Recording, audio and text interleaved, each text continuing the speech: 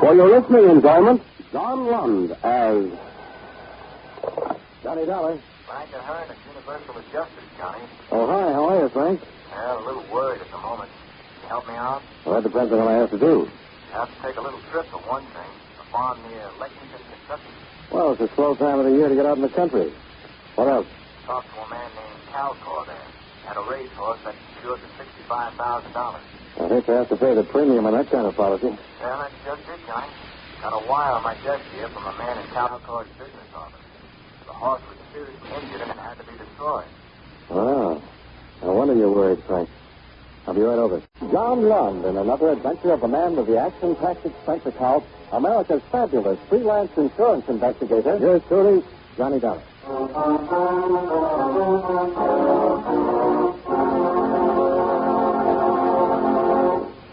While we take a breather from our program, I'd like to ask you a question. Do you know who Uncle Sam's lawyer is?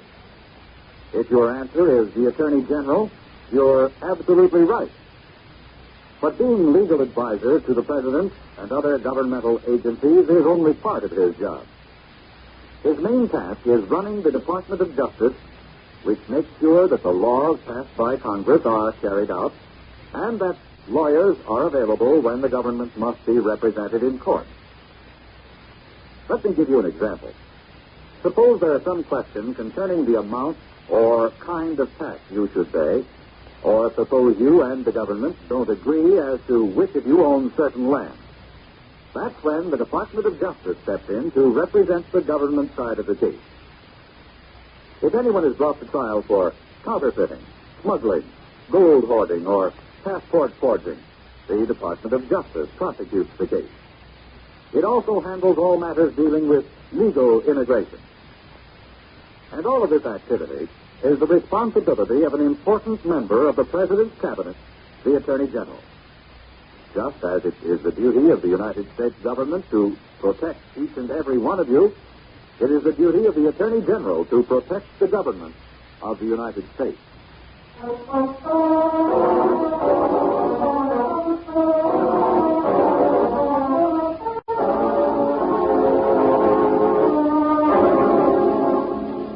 Expense account submitted by Special Investigator Johnny Dollar to the Universal Insurance Adjusters, Suite 814, Kittredge Building, Hartford, Connecticut. The following is an accounting of expenditures during my investigation of the Oklahoma Red matter. Expense account item 1, $107.80. Airfare and incidentals between Hartford and Lexington. Item 2, $5.50. Transportation from the airport to the Great Southern Hotel, where I checked in and changed clothes. Then to an address on Peach Avenue, Calgore and Company, Incorporated. Mr. Calgore is never here, Mr. Dollar. Spent all of his time at the farm. You'll have to see him there. Well, maybe I won't have to bother him at all. How about Mr. Monroe? Mr. Monroe isn't with Mr. Calgore's office anymore. That's funny. He was yesterday afternoon when he sent my company this wire about the policy. He and Mr. Calgore ended things. I might as well tell you. Oh. Well, is there anybody else around here I can talk to about this? I think you'll have to see Mr. Calgore.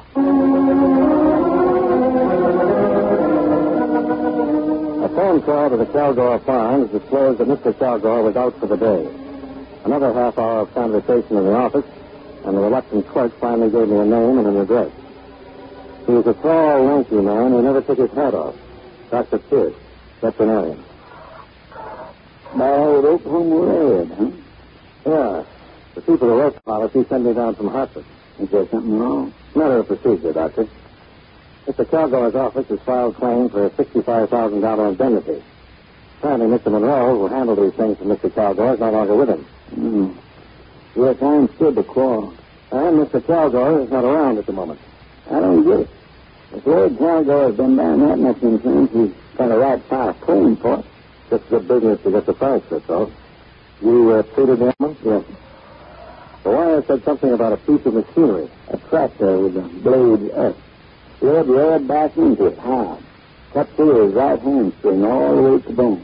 You make out a report in a case like this? In honesty. The man was just like a human. Some of them are liable to get hurt sometimes. Yeah. Oh, thanks. Oh.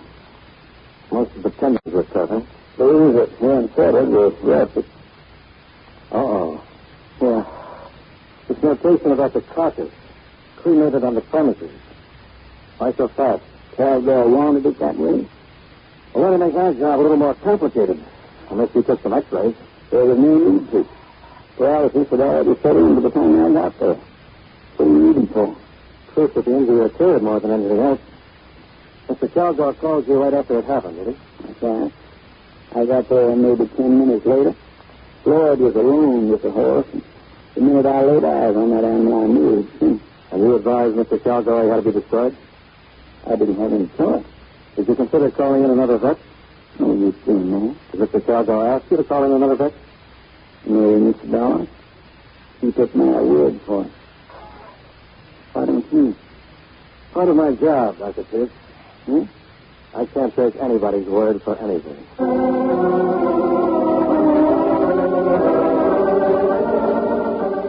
Expense account item 3, 30 cents. For the 5 airmail stamps, it took to mail a copy of the complete injury report to a veterinarian service in Cleveland. Item 4, $25, car rental. That afternoon, I drove out to the Caldor breeding farm.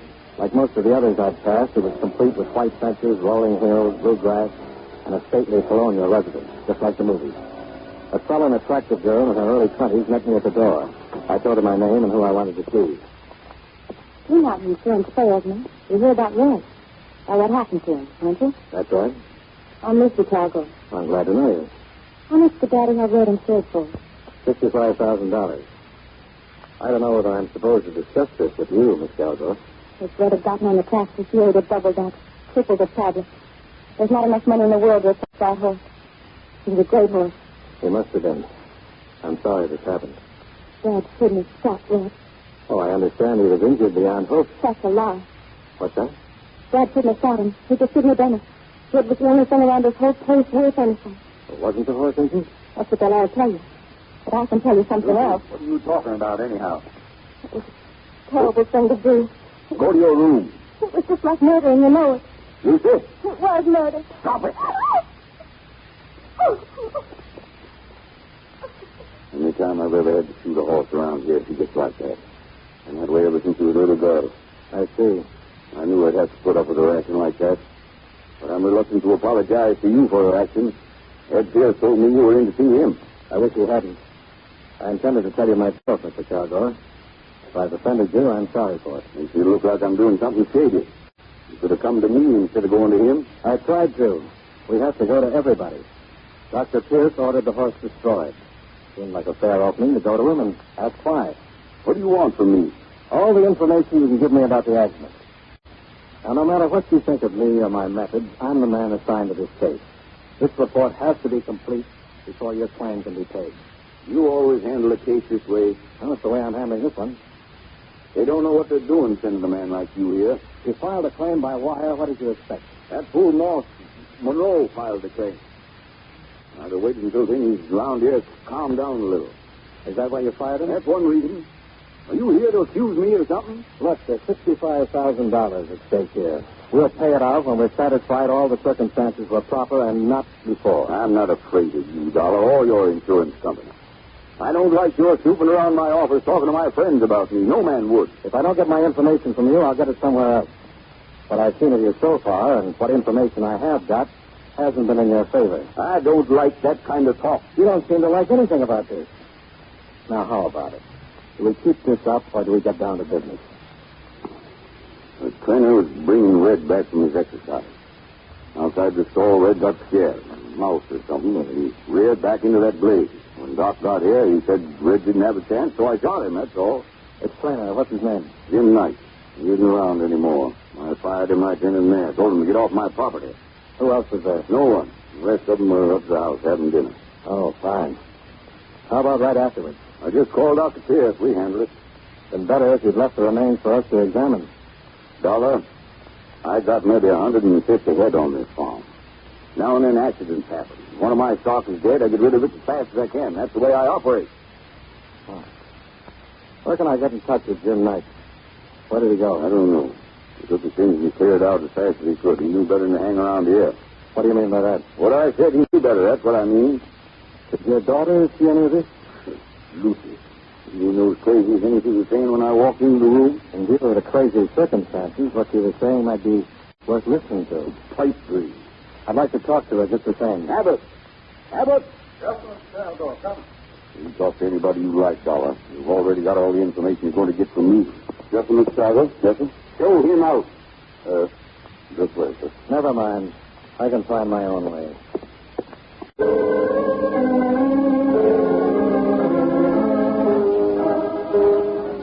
When I left Lloyd Calgore, I wasn't sure whether I'd talked to a sane man or not. Calgore's belligerent attitude seemed to permeate the whole farm. The horse handlers I talked to were grumbling and complaining, and I was able to learn nothing from them except a Baltimore address for Jim Knight. However, I did talk to Lucy Calgore again, down by the stables.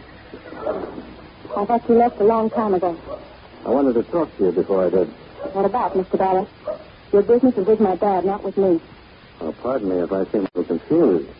Earlier today, you were very anxious to tell me something. Was I? Yes, you were. What is this, anyhow? I wish we hadn't met at all. But we did. And you said there was no need to destroy the horse after it had been injured.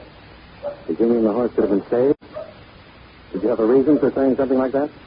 I've just been very upset lately. All of us around here have. Yeah, I'm getting that way myself. Red was the best horse we've had in the stable in 5 years. We've all been counting on him since he was a colt.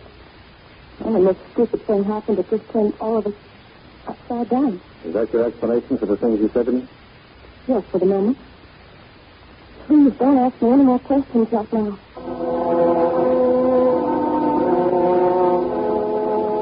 The Calgores were turning out to be a dandy pair to deal with.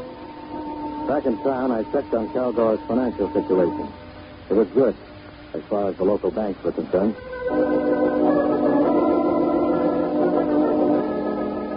Expense account item 5, $2.20, telegrams. One to Hartford requesting further information regarding Calgore's credit standing. The other to Baltimore, Maryland, addressed to Jim Knight. The next morning, I received an answer to the latter. Johnny Dollar. Baltimore, Maryland. Calling Mr. Dollar. You want to hold on? Sure. Ready here with your call to Mexico. Go ahead. Thank you. Hello? Hello. Hello. Is this Mr. Dollar? The man who sent the telegram? Yes. Who's this? I'm Jimmy Knight's mother. The wire said it was important for him to get in touch with you. I thought I'd better call and tell you where you could reach him. Well, that's very kind. Now, he's at the Calgore farm near Lexington. You can reach him there through Mr. Lord. Wait a minute. Calgore. You left there 3 days ago, Mrs. Knight. Didn't he come home? Why, no. Well, are you sure he isn't at the Calgore place? I'm positive. Do you have any other ideas where he could be? No. But this doesn't sound like Jimmy, Mr. Dollar. He wouldn't just go off without letting me know about it. Are you sure? Of course I'm sure he's my son. Maybe there's something wrong. Yeah. Maybe there is.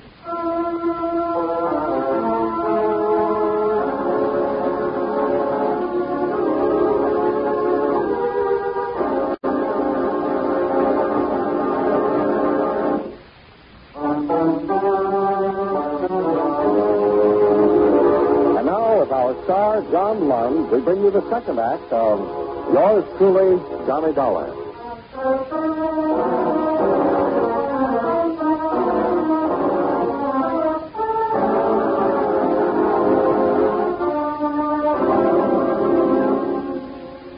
When I talked to Jim Knight's mother in Baltimore, the Calgore claim was just about at a draw. I had a strong suspicion that the death of the horse had not occurred as reported. On the other hand, I had found no apparent reason for Calgore to do away with an animal that was evidently more valuable than the insurance it carried. It came down again to searching for the only other witness, Jim Knight. I promised his mother I'd have him contact her if I found him anywhere around Lexington. But that didn't seem likely after re-questioning several people at the Calgore farm. Now, this is where Mr. Knight stayed all the time he was here, Mr. Dollar. Uh-huh.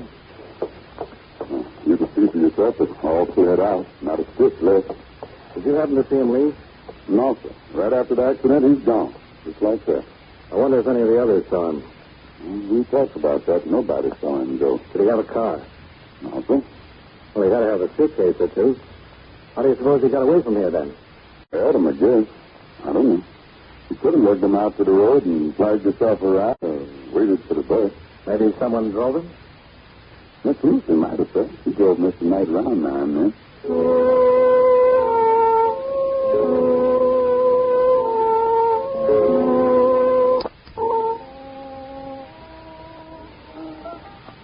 That business you were telling me about before will have to be looked into, Lucy. Why? Because you intimated that your father and Dr. Pierce might be lying about the whole thing. You realize that if there's any truth to that, your father would be liable to criminal charges. I know. I was just trying to put Dad in a bad light. Well, he's not in a very good one right now.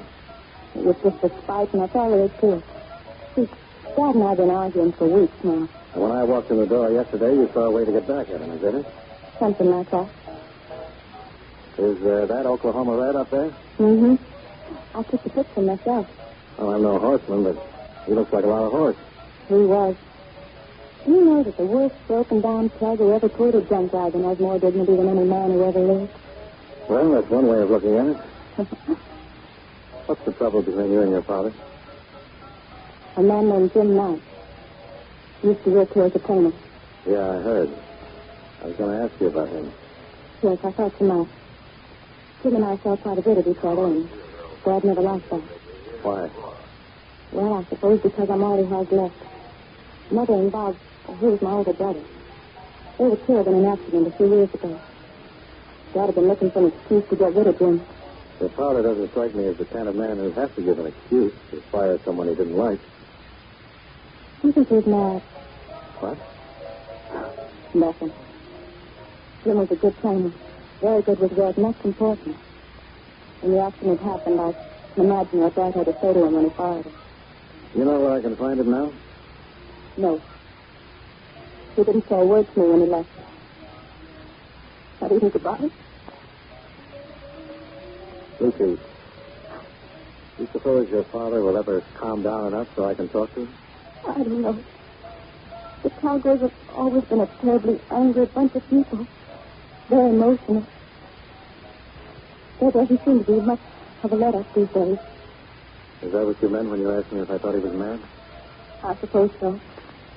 It's almost as if he's on the verge of something lately, something desperate. His moods frighten me sometimes. I didn't used to. But I was thinking. A couple of years ago, Daddy bought a new car.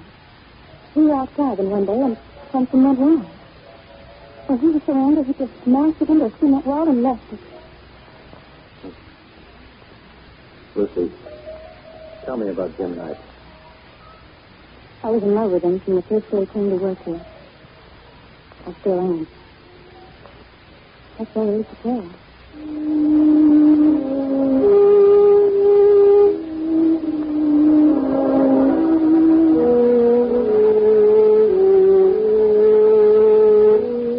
I saw Lucy Calgore again the following afternoon when I returned to talk with her father. She told me he was gone and wouldn't be back until evening. I spent some more time with the people on the farm, trying to find out anything that would help, but nothing did. That night, when I picked up my key at the hotel desk, there was a message to call Operator 18 in Hartford. It was Frank Ahern. Calgore's got a very good reason for Dennis Branch. He doesn't need money. Well, then that angle is practically out, Frank. There's just no reason for him to kill that animal that I can think of. How about the other? No one seems to know what happened to Jim Knight. This, as far as we go, John? Somehow I feel there's more to it. What it is, I don't know, Frank. It keeps me. Well, how about going to the police and asking them to help you locate Knight? Something just occurred to me, Frank. What? Calgore hasn't threatened to go to the insurance commission or to sue us yet. That's usually pretty standard procedure with a man like that. Yeah, it is. If he's got a just claim.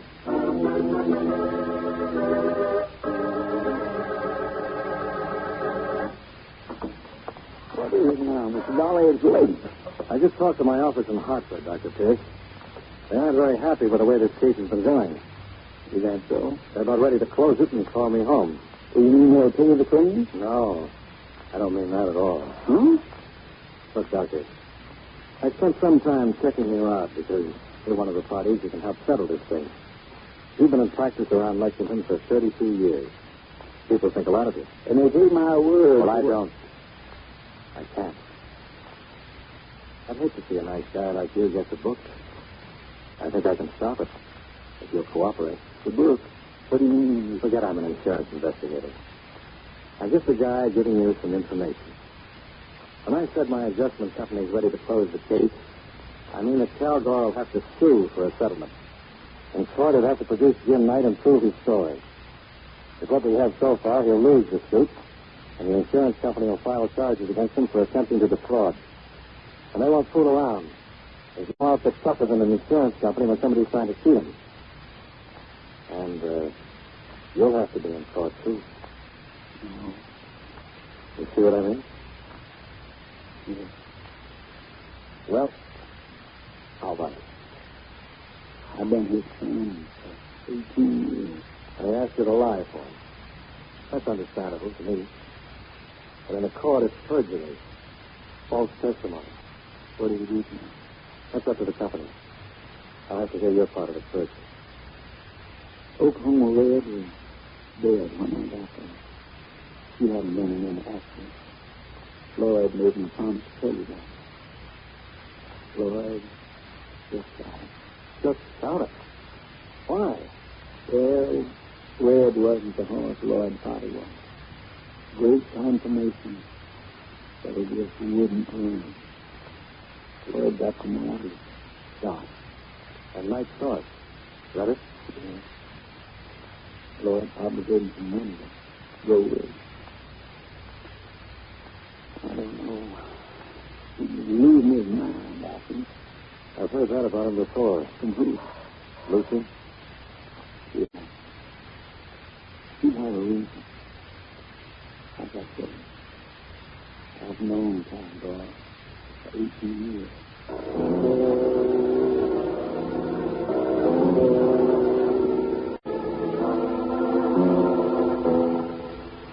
Expense account item 6, 35 cents. I lost it on a payphone trying to get in touch with Kilgore. No one answered, so I drove out.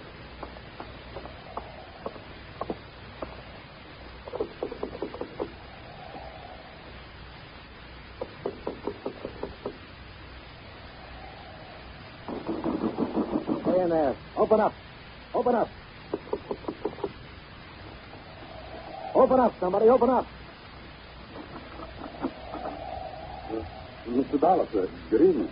Hello, Abbott. Can you hear me? Mr. Dollar, maybe this ain't such a good time to be coming around. Is Mr. Kilgore back yet? Yes, sir, he is. But I'd like to see him. Mr. Dollar, please. All right, Abbott. You go on ahead. All right, Miss Lucy. Hello, Johnny. Dad's not in a very good mood. Neither am I. Hey, you've been crying. What's this? I just don't seem to be able to do anything with things. There now. Oh, Johnny, I'm starting happy. Take your hands off her. What? I said take your hands off her. I'll kill you. Oh, be careful. I'll show you. I'll show you. I'll kill one man for that kind of thing. Oh.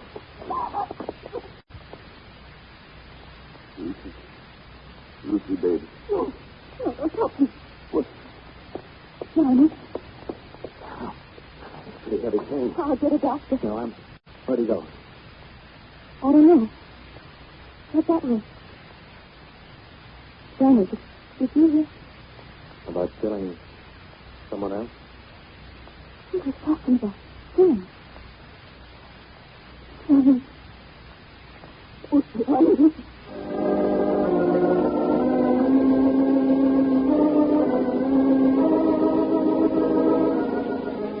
I called the local sheriff's office and then took a look around the grounds. All the cars were still in the garages. Then I heard some sort of disturbance near the stables. Don't come any closer. I've got a shotgun here. I got a gun, too. Go away from here. The police will be here any minute. This won't do you any good. Kilgore. Be better if you're in the house, ready to make a statement. Dr. Pierce told me he lied for you. And you said you'd killed someone. Was it Jim Knight? I told you to go away from here. You better come out. I'm going to pay a whole bunch of you. Don't do anything foolish.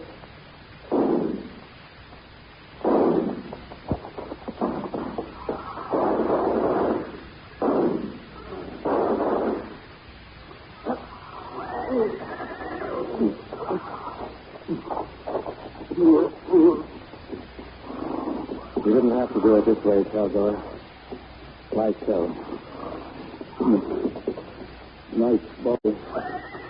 Under the floor. Only thing we know about Red.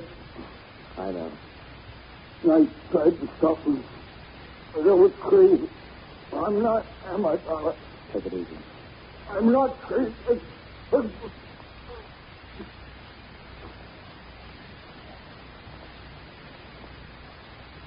Well, that's right.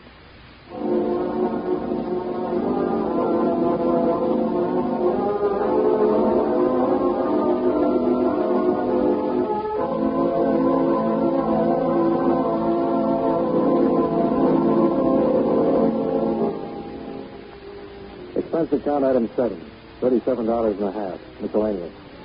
Item 8, same as 1, transportation back to hospital.